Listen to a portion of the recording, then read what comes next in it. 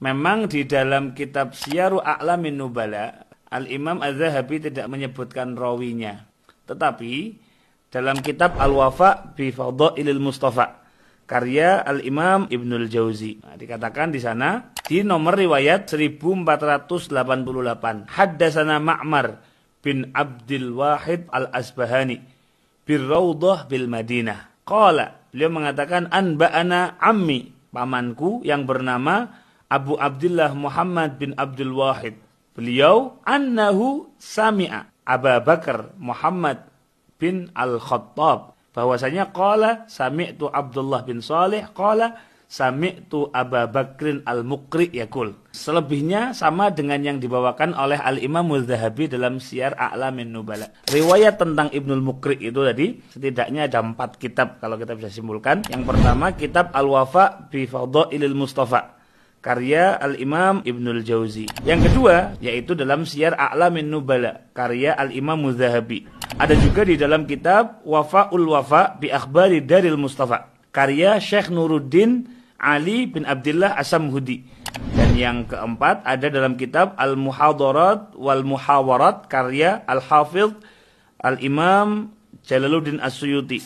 Jadi kalau Anda mengatakan riwayatnya ini dhaif, konsekuensinya adalah Anda melemahkan 4 imam ini sekaligus. Saya hanya ingin mengajak teman-teman berpikir, apakah banyaknya riwayat serupa dari para a'immah ini justru Anda artikan sebagai kesalahan secara kolektif atau berjamaah? Apakah ini mungkin atau layak kita yang thalibul ilm ini menuduh mereka semua dengan riwayat yang beragam tadi salah berjamaah? Yang pertama, saya memang tidak menyebutkan terkait dengan nama pentahqiq dari kitab Syiaru A'lamin Nubala di juz yang ke-16 di halaman 400. Tapi bukan berarti bertujuan untuk mengatakan bahwasanya catatan kaki yang ada adalah merupakan perkataan dari Ibnul Muqri. Kemudian yang kedua, terlalu tergesa-gesa kita mengatakan bahwasanya pentahqiq ini tidak bertujuan untuk mentahqiq, melainkan hanya untuk mengaburkan sebuah riwayat tentang bolehnya bertawassul kepada Nabi Shallallahu Alaihi Wasallam yang telah meninggal dunia. Maka kesannya juga kurang adab sih kalau kita katakan aina nahnu minhum, siapa kita di antara mereka, orang-orang yang telah memiliki kapasitas ilmu yang telah tinggi sehingga mereka mampu untuk mentahqiq sebuah riwayat dan memberikan sebuah kesimpulan dan juga komentar terkait dengan riwayat tersebut, apakah ini benar ataukah tidak. Sedangkan perkataan pentahqiqnya hadza mardudun ala qa'ilihi in sahha anhu dzalik,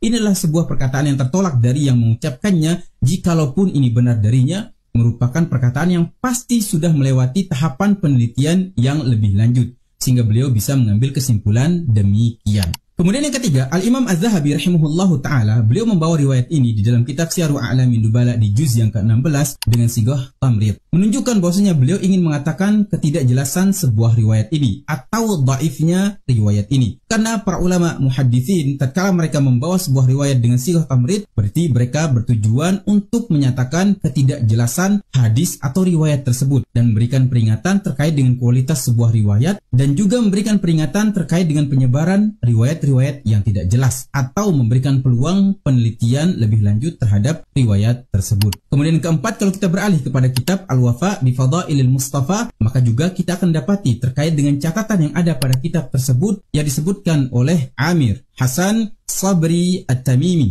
di mana beliau juga mengatakan saya tidak mendapati perawi yang lain yang meriwayatkan terkait dengan khabar atau riwayat ini, melainkan pada kitab-kitab yang beliau sebutkan. Akan tetapi kalau kita merujuk kepada kitab yang disebutkan oleh beliau, juga riwayat ini disebutkan tanpa adanya sanad. Dan juga ada kitab Al-Wafa bi Ahwalil Mustafa yang pengarangnya juga sama, Ibnul Jauzi, juga menyebutkan dalam kitab ini tidak ada sanad dari riwayat tersebut. Kemudian yang kelima, Al-Imam At-Tabarani sendiri tidak meriwayatkan terkait dengan riwayat tersebut. Jikapun ini benar, maka pasti riwayat ini akan masyhur dan juga akan diriwayatkan oleh Al-Imam At-Tabarani. Padahal beliau selaku orang yang telah berada pada kejadian tersebut. Tapi tidak ada riwayat dari Al-Imam At-Tabarani rahimahullahu ta'ala.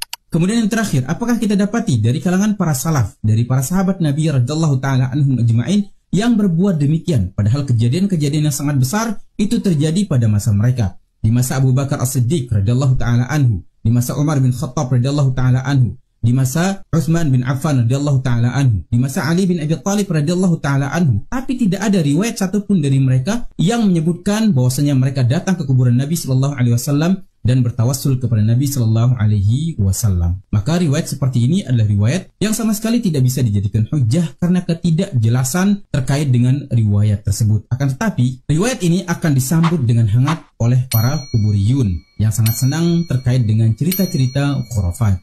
Semoga bermanfaat. Barakallahu fikum jami'an.